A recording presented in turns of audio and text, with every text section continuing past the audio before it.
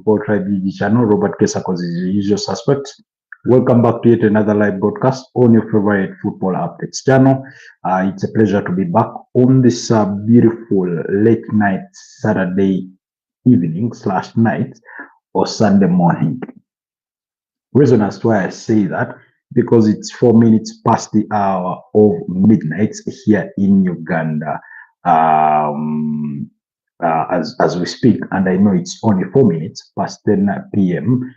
Over there in the UK, so that's why I'm thinking maybe yes, we are late because some people decided that we should be late. You know, beyond my own control, we should have come a bit earlier. But anyways, Liverpool beaten, Arsenal win. Um, I mean, Manchester United, they've all won, so we'll be discussing that. Of course, Tottenham Hotspur's won.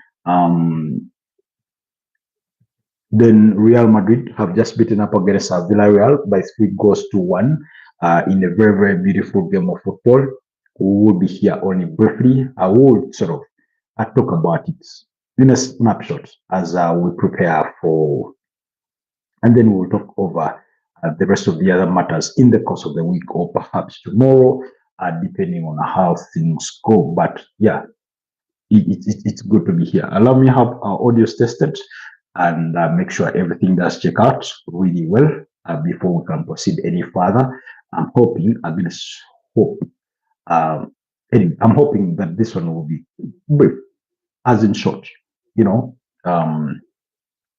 maybe we can do 15-20 minutes if we can manage to get it all summarized within that bit of time. Yeah, bit of time. Apologies. I'm struggling with my devices. One of my devices is not yielding in the manner that I had hoped. So it's been a struggle. I don't know. Looks like my other phone is also getting spoiled. It's a bit frustrating, if we're being honest. But it is what it is. It is what it is. There's not much that we can do about that. But yeah, Match day 7 of the Premier League kicked off at 2:30 p.m.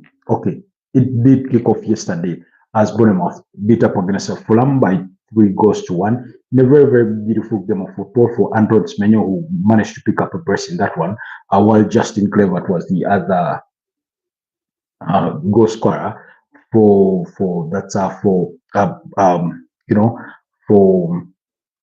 Bournemouth yesterday, a result that saw them climb to second place on the Premier League log. As we speak, today, Saturday, Leeds United were beaten up against by Tottenham Hotspurs in the early kickoff of the weekend with Matthias Telles and Muhammad Kudus on target, while Noah Okafor picked what was an equalizer at the time, but turned out to be a mere consolation, as Tottenham Hotspurs also returned back to winning ways in that 2-1 victory over Leeds United. It's a game that I did not watch. I only followed the commentary on radio because I was in transit, I was traveling at the time, so I couldn't, get my eyes on the screens to watch that game. But it does, from based on what I was listening to, it did feel a bit edgy for Tottenham Hotspurs. If we are being honest, in fact, Leeds United had a shot extra more on target as compared to Tottenham Hotspurs, 4-3 in that regard. Overall ball possession, Leeds United took the lion's share with a 57% compared to Tottenham's 43% in that regard. So you can see that sort of Leeds had a more decent performance, but they just could not get the results. I think it's typical of Daniel Fakir teams. They tend to do that where they play really well and then eventually do not end up with the result that you would have hoped that they end up getting. Anyways, at 5 p.m. we had two brilliant games. That's Manchester United up against Sunderland, while Arsenal were against West Ham United.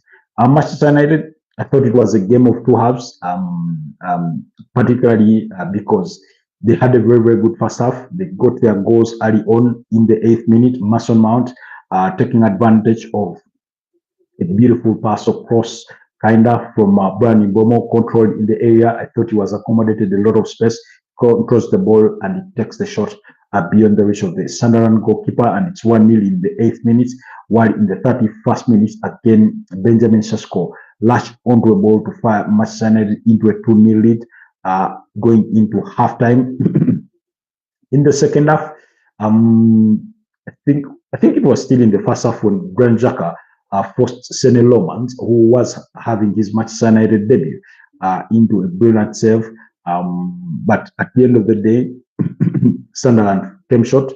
They could not find the back of the net. They could not score. The reason as why I say it was a game of two halves is because particularly there's not much that you could count on when it came to that second half. It was a bit dull in a way. Not so many nail-biting moments in a way. So yeah, but United had a 51% ball possession compared to Sunderland's 49%. You can see that it was a game of small margins. Manchester United had a fair share of shots on target with 6 compared to Sunderland's only 3. 7 were off target. So all those attempts on goal, the XG, which is really, really high, I think second highest in the Premier League that they've been having, came to pay off. Beautiful game for Benjamin Sesko to get his second goal for Manchester United. We know he scored in that 3-1 loss to Brentford. That was his debut goal. Then, like I said, Sene Lomans was handed his debut. In front of him was Lenny Yoro, Matas Delit, and Luke Shaw. Amadou Diallo was back into action, while Diego Dalot was on the other side. Casemiro, having served his suspension following the red card he received against Chelsea, he did return to that midfield alongside Bruno Fernandes. Brian Mbomo, Mason Mount came in for Matas Cunha and Benjamin Sesko to lead the line. So I think it's a very, very positive result for Manchester United, given what it means, not just on the table, but also that's, I think, 3 consecutive victories for Manchester United at Old Trafford, and for the first time since Ruben Amorim took charge of them. Now, they've not won 2 consecutive games in the Premier League ever since he took charge of them, but at least now they will sort of rely on the positivity that at home they are putting in the results, that they're having good performances, particularly at Old Trafford. However, they also need to start putting in a bit of a shift in their away matches to post some good result. The reason as why I say the result in itself is very, very significant is because it comes when we are going in for the international break. So at least there will be some positive commentary and analysis around Manchester United in the aftermath of that particular game. But also, I think possibly maybe I stand to be corrected, but at least for the first time this season, they get to be within the top 10 because that result put them to 10 points after 7 games. However, we do not know whether that will be temporary because so many today only 5 games were played and there is more to come tomorrow. So at the end of tomorrow's games, we will know where they really, really stand on the Premier League log. But I thought it was a very, very positive result. Anyways, away from Manchester United, the other game, like I said, at the same kickoff time was between Arsenal and West Ham. Arsenal, once again, very, very dominant in their performance, limited West Ham's, literally cut out West Ham's threat because they didn't have any shot on target. They had only 3 shots off target, so you can see how well limited they were. Arsenal, again, were not clinical in front of goal. They did not. There was some missed chances. Ebelese Eze in that first half should have scored. You thought Carafiori hit the upright, the base of the upright, and that ball bounced off and beats and deflected off the back of Alfonso Ariola in goal, but never went back into the back of the net. So and that was when it was all, I think, still 1-0. Sorry, Declan Rice was the goal scorer in that first half to give Arsenal a halftime lead of 1-0. That goal came in the 38th minute, while they won themselves a penalty in the second half, and Bukayo Saka stepped up and took that penalty to make it 2-0. But like I said, West Ham hardly had any threat going the other side.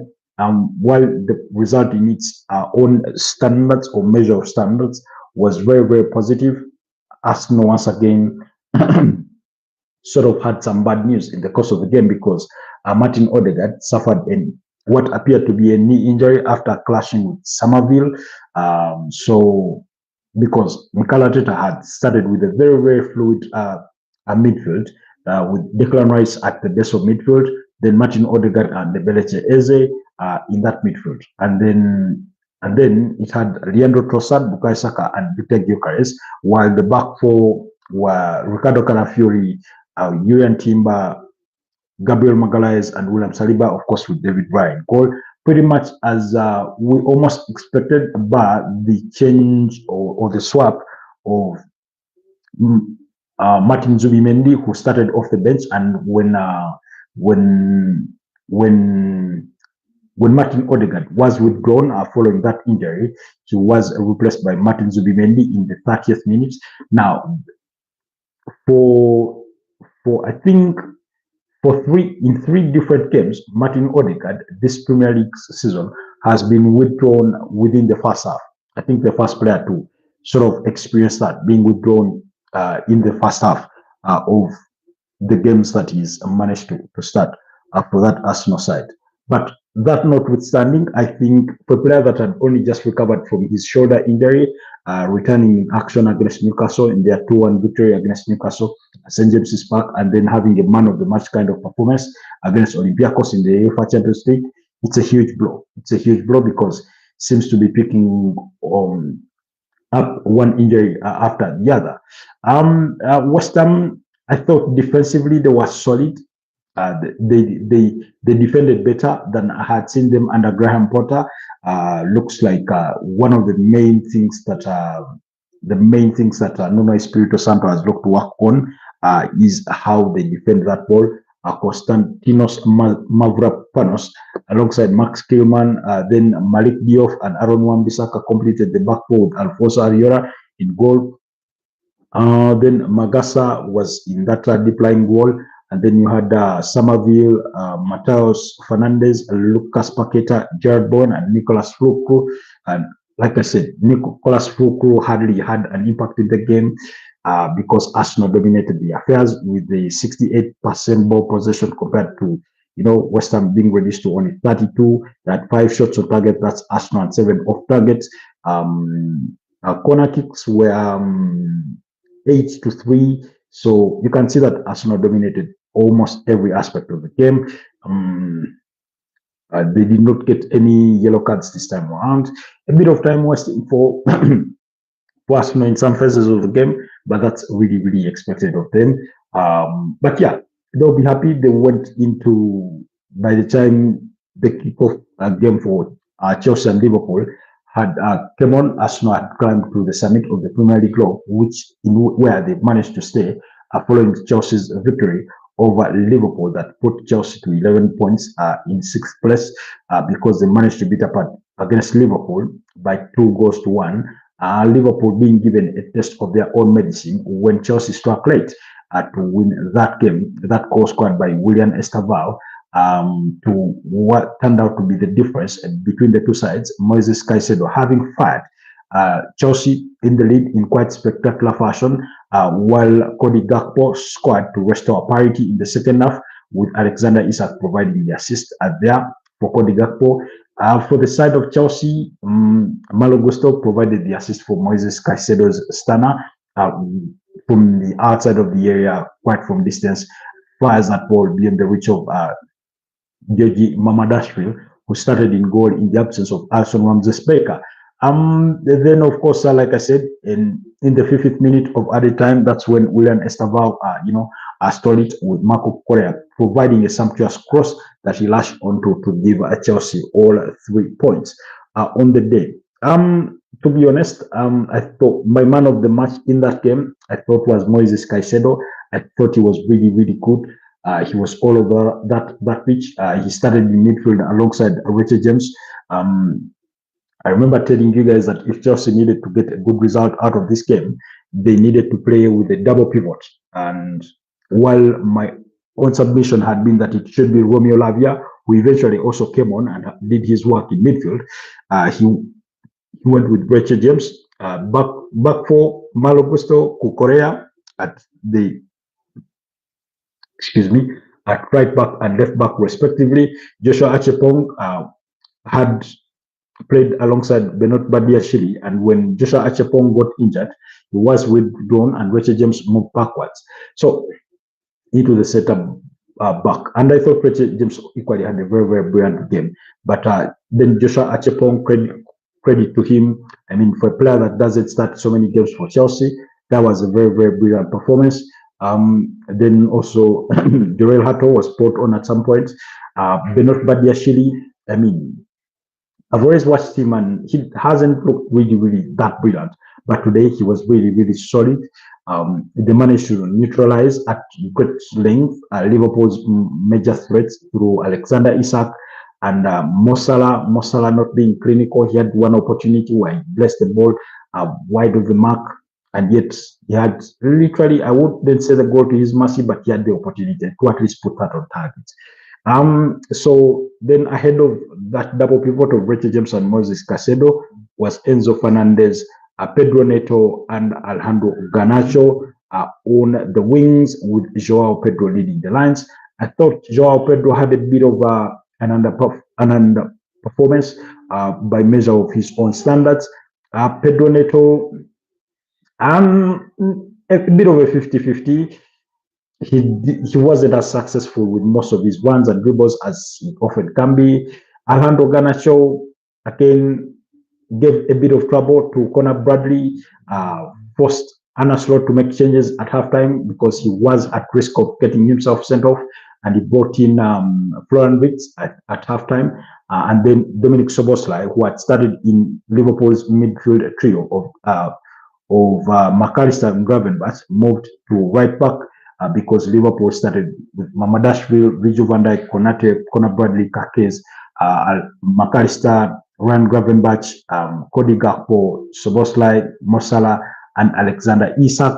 Alexander Isak forced Robert Sanchez into a brilliant save. Not a brilliant save. Actually, his header went over the bar. I think that was in the first half. Yeah, that was in the first half. Then Moises Caicedo forced Mamadashvili into a brilliant save when he attempted from distance again. Then William Estaval and Jamie Gittens, these were second half substitutes. They equally forced, Mamadashvili into some, beautiful saves in that second half as, Chelsea probed to try and get the winner. Then I thought there was a lapse in concentration as Liverpool, found the equalizer in that, box. Then Liverpool, I don't know whether it was due to playing with the lack of confidence. There were so many loose passes, loose balls that they did play, on the night. Excuse me. So on paper, Liverpool's starting 11 was really, really strong. One that I expected, one I hoped for. Maybe the only change was the swap for FTK for Alexander Isak to start. But again, your record signing is expected to start these kinds of games. But I thought Chelsea were the dominant side overall in that game. In fact, they had a 53% ball possession compared to Liverpool's 47%.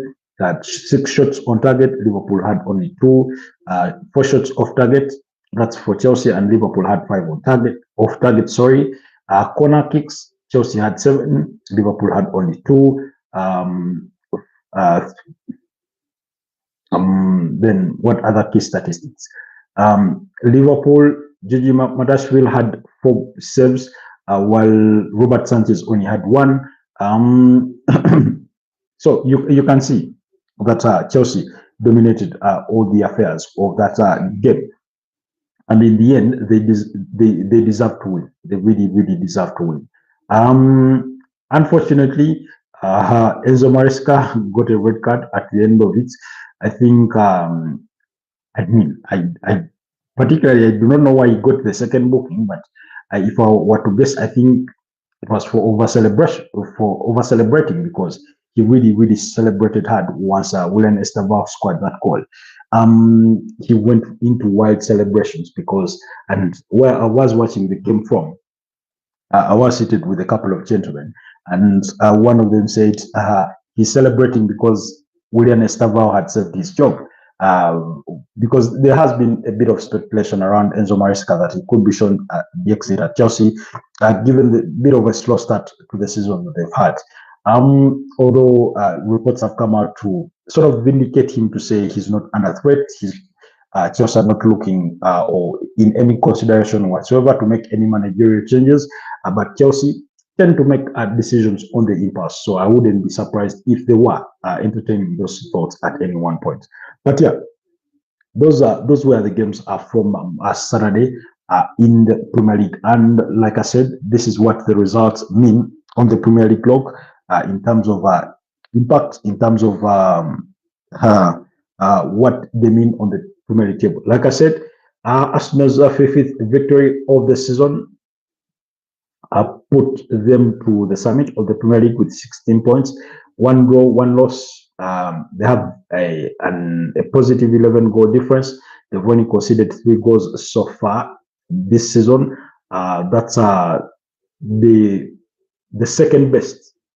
Okay, not second best, but they are tied with Crystal Palace because both sides have only conceded 3 goals throughout this campaign. Then you have to go and look at a team like Newcastle, who have conceded 5. Then I think Tottenham Hotspurs have conceded 5 as well, among the other teams that have not conceded so many.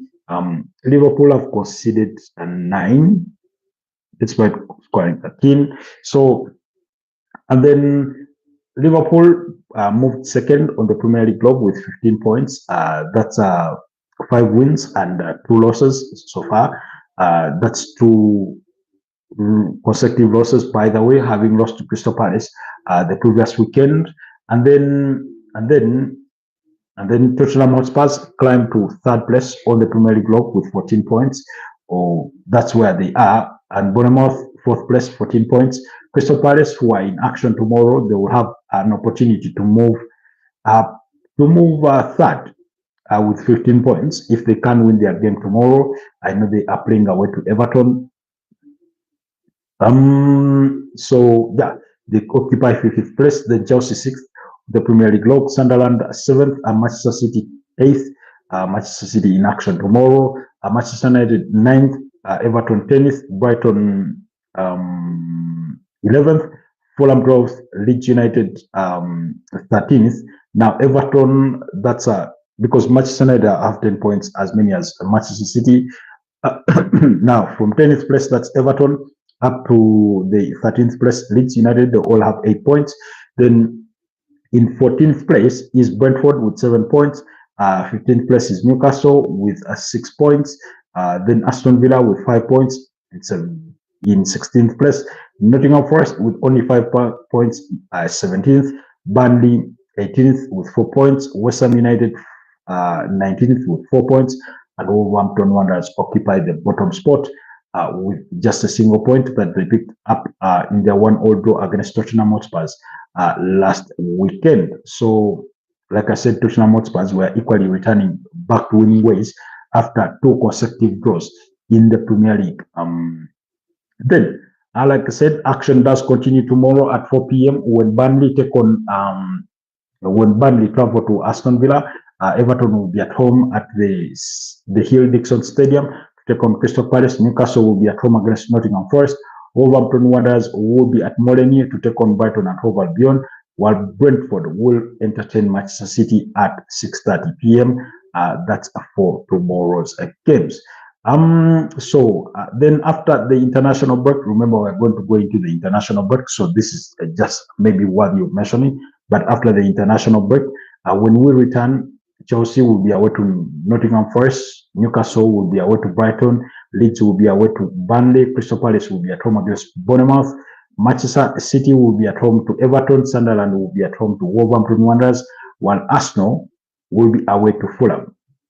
Now that's very, very significant because Fulham is one of those teams that has given Arsenal lots of troubles in recent times. In fact, last season they forced Arsenal into a 1-1 draw at Craven Cottage, while Arsenal won the reverse fixture by 2-1. Then when you go back to last season, back to 1, Fulham beat up against Arsenal by 2-1 at Craven Cottage, while the reverse fixture had been a 2-2 draw at the Emirates Stadium.